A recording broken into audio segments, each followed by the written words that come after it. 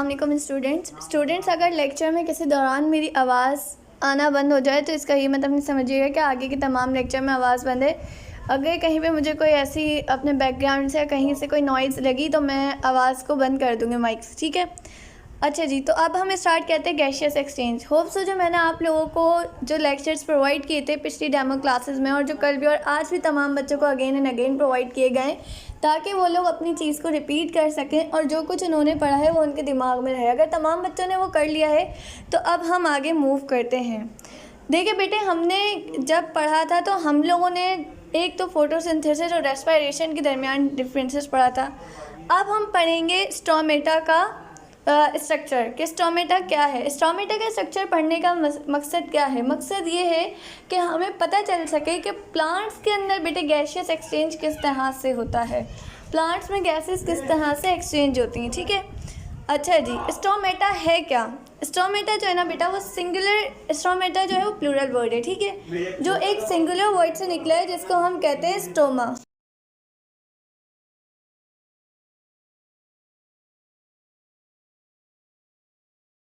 Stoma का मतलब होता है माउथ, ठीक है। मतलब कोई ओपनिंग। स्टोमा का मतलब क्या होता है? कोई ओपनिंग या माउथ।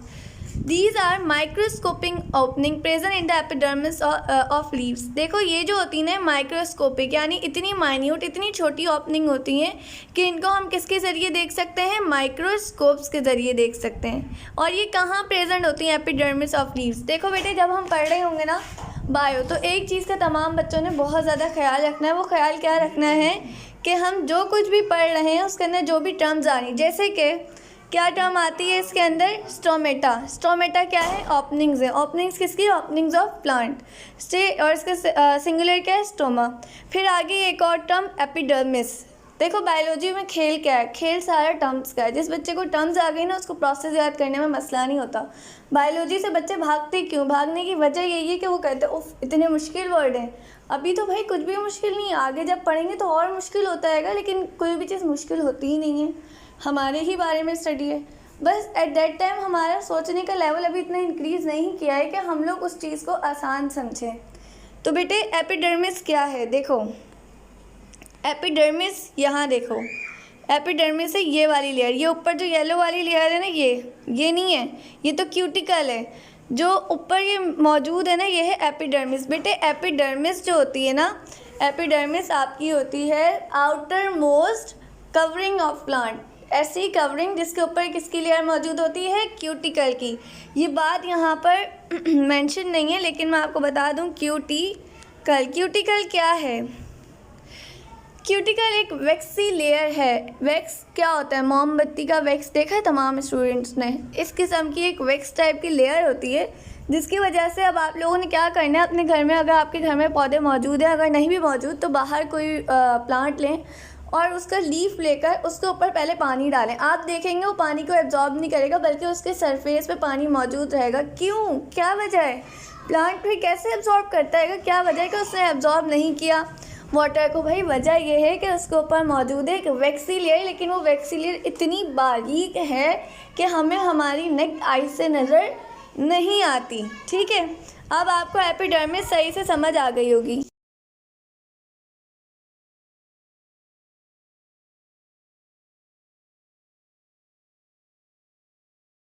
अच्छा जी, अब हम इसको आगे प्रोसीड करते हैं। देखो इस ओपनिंग से क्या होता है? इस ओपनिंग से ये होता है कि गैसेस एक्सचेंज करता है प्लांट। कौन सी गैसेस? ऑक्सीजन और कार्बन डाइऑक्साइड, ठीक है। एक अंदर लेता है और एक इनहेल करता है और एक एक्सहेल करता है, ठीक है। जो स्टोमा होता है ना बेटा ये होती है slit like opening. Slit like opening क्या होती है? स्लिट क्या चीज़ है? देखो स्लिट कहते हैं नैरो और लॉन्गिट्यूडनल। देखो नैरो होगी और बारीक, नैरो और थिन।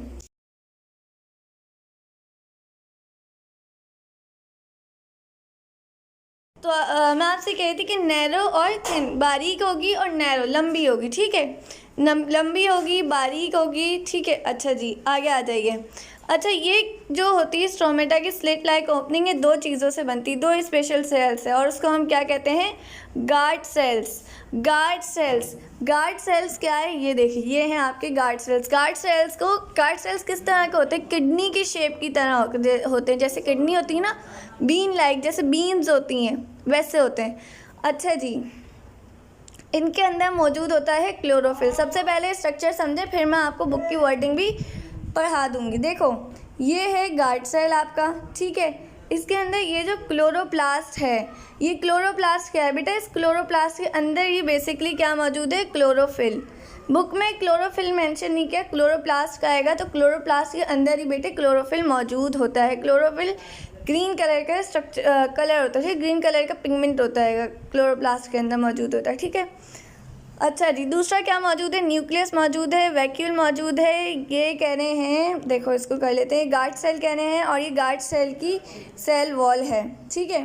अच्छा जी, देखो गार्ड सेल की क्या होता है, यहाँ पे आपके पास लिखा हुआ भी है कि गार्ड सेल जो होता है उसके अंदर 2 किस्म की होती हैं सेल वॉल्स। जो उसकी क्या कहते हैं इनर सेल वॉल होती है वो होती है थिक, और जो आउटर सेल वॉल होती है वो होती है थिन और इलास्टिक। देखो बेटे अगर वो इलास्टिक ना हो तो क्या होगा बेटे, अगर इलास्टिक नहीं होगी ना तो वो रप्चर हो जाएगी। रप्चर मतलब टूट जाएगी या फट जाएगी। इलास्टिक का मतलब क्या होता है, इलास्टिसिटी होना, किसी कोई चीज़ टूटे ना, ठीक है, उसके अंदर इलास्टिसिटी होती है।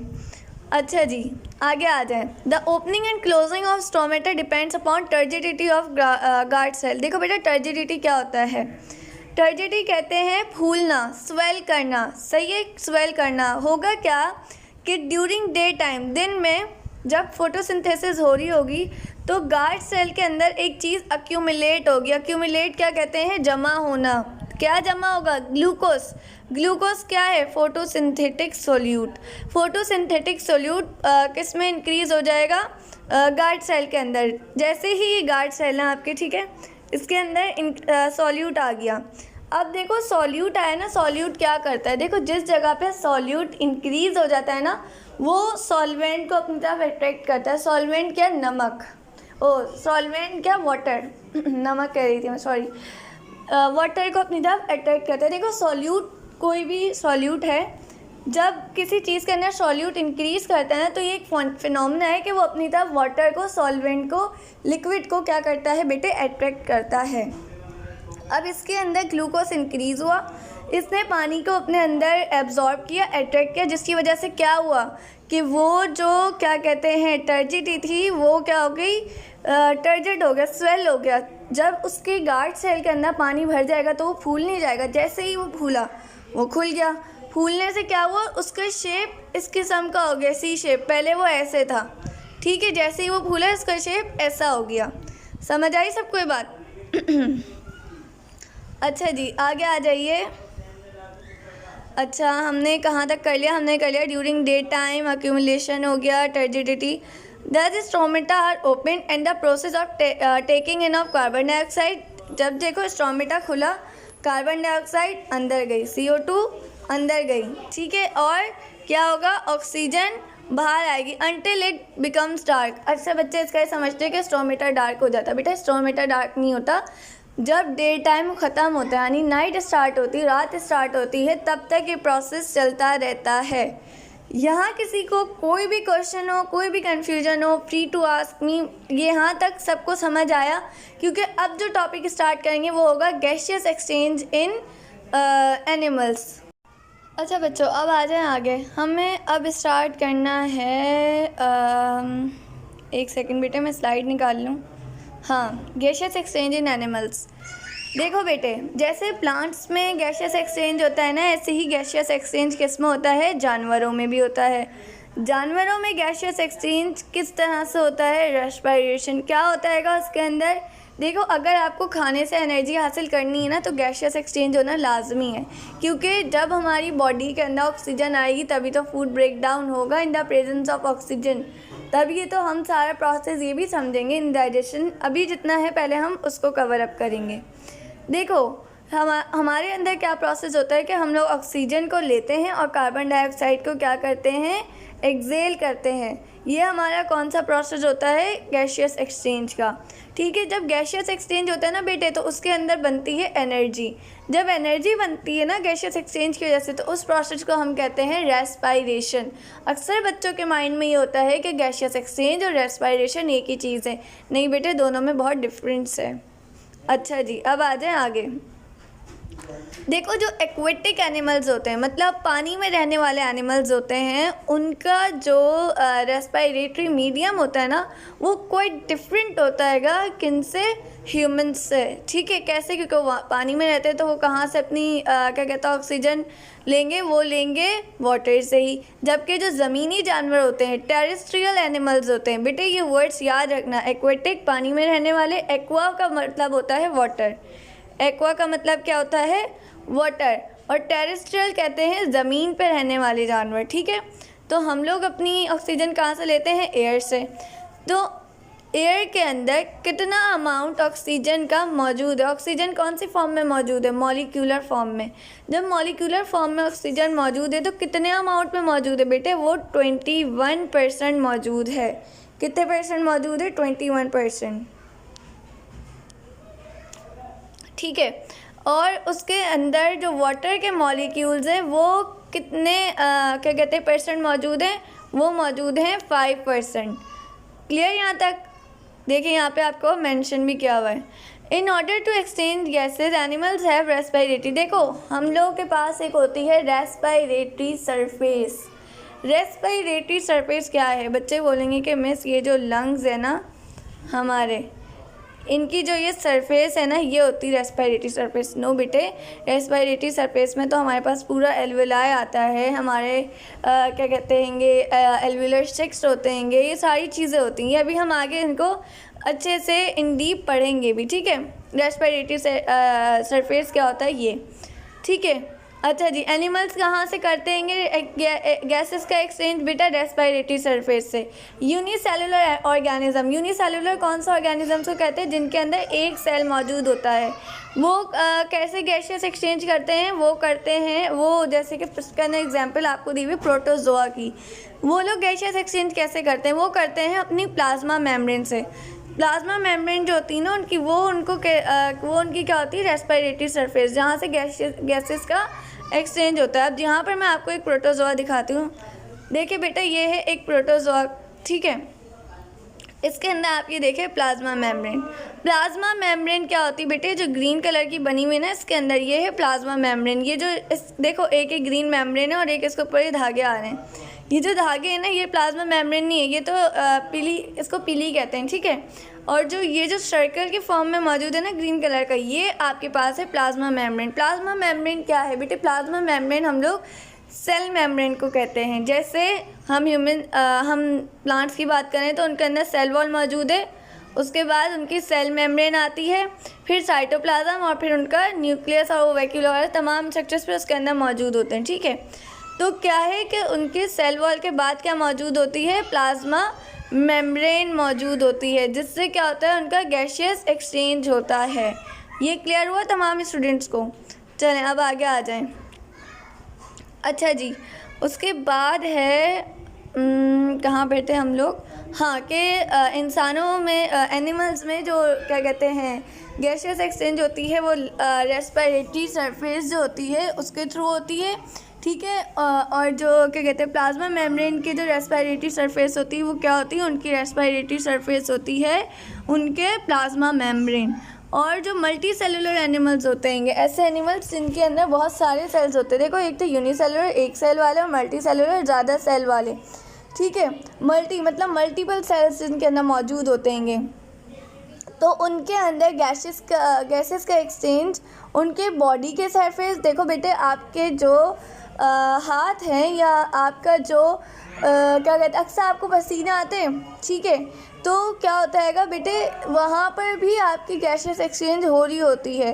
कैसे आते हैं आपको पसीना? आपने कभी देखा माइन्यूट ओपनिंग्स कैसी होती हैं आपकी बॉडी की? वो नहीं देखी, लेकिन गैसेस एक्सचेंज उधर से भी पॉसिबल होता है। और कुछ आपकी इंटरनल सरफेस होती हैं, जैसे लंग्स के अंदर मौजूद होती हैं, एल्वेलाई वगैरह होती हैं। ठीक है, वो आपको वो क्या होती हैं? वो आपकी रेस्पिरेटरी सरफेस होती हैं। अच्छा जी, रेस्पिरेटरी सरफेस कैसी होनी चाहिए? सबसे पहले तो थिन होनी चाहिए। थिन क्यों होनी चाहिए? क्योंकि गैसेस जो है ना वो बारीक जगहों से आराम से पास आउट कर जाती हैं। दूसरा, वेट, गीली होनी चाहिए। जितना गीली होगी उतना ज़्यादा आराम से गैसेस पास हो जाएंगी। लेकिन अगर वो जगह जो होगी वो गीली नहीं होगी तो फिर क्या होगा, गैसेस को एक्सचेंज होने में मसला होगा। परमिएबल होगी, परमिएबल मतलब ऐसी चीज़, परमिएबल क्या होती है कि डेट अलाउ, क्या अलाउ करती है कि गैसेस के एक्सचेंज को, गैसेस को आने की इजाज़त देती। कुछ चीज़ें होती हैं जो परमिएबल नहीं होती, जिसके अंदर से गैसेस एक्सचेंज नहीं हो सकती, तो ये क्या होती है, परमिएबल होती है, मतलब अपने अंदर से गैसेस को एक्सचेंज करने की इजाज़त देती है। दूसरा, ये वॉल्यूम में ज़्यादा होती है, ठीक है। सरफेस जो होता है ना, रेस्पिरेटरी सरफेस बेटे, वो वॉल्यूम में ज़्यादा होता है। क्यों वॉल्यूम में ज़्यादा होता है? इसलिए ज़्यादा होता है क्योंकि उसने बॉडी के हर हिस्से को हवा जो एयर क्या कहते हैं, गैस, ऑक्सीजन जो होती है वो क्या कहते हैं, भेजनी होती है कि हर जगह पर, ठीक है। अच्छा जी, अब आ जाएंगे, ये तो था प्रॉपर्टीज़।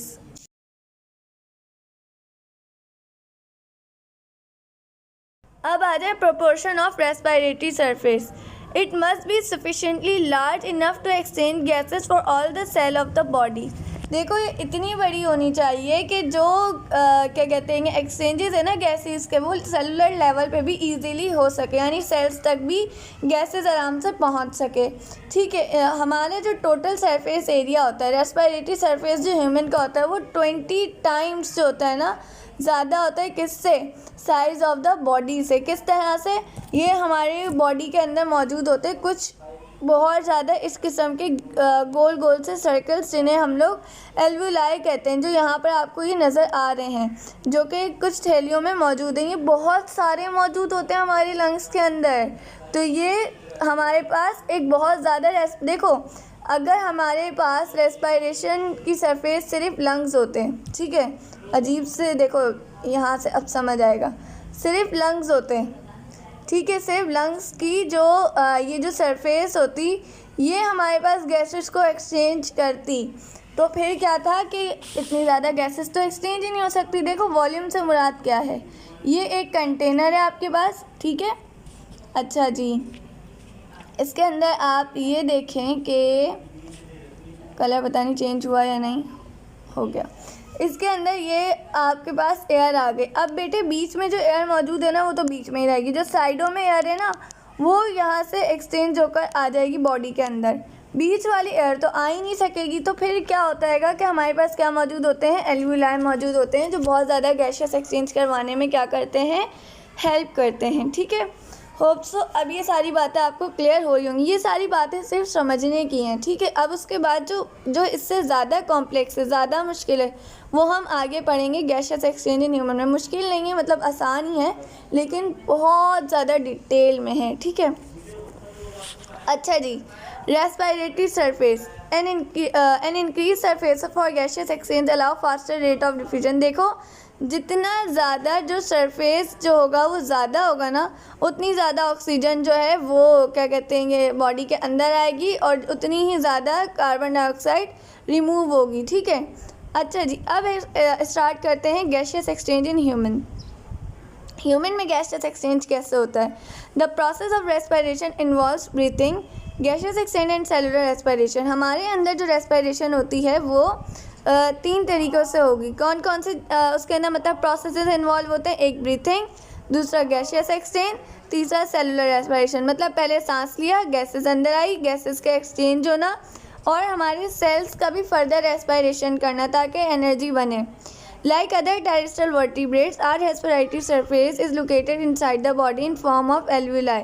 हमारी रेस्पिरेटरी सरफेस जो है वो हमारी बॉडी के अंदर किस फॉर्म में मौजूद है? एल्वुलाई। और एल्वुलाई जो होते हैं वो किसके अंदर मौजूद है? वो 2 पेयर्ड ऑर्गन्स के अंदर मौजूद है। वो 2 पेयर ऑर्गन्स, देखो, एक ये रहा और एक ये रहा, ये 2 पेयर होगा, एक ये और एक ये पेयर कहलाता है।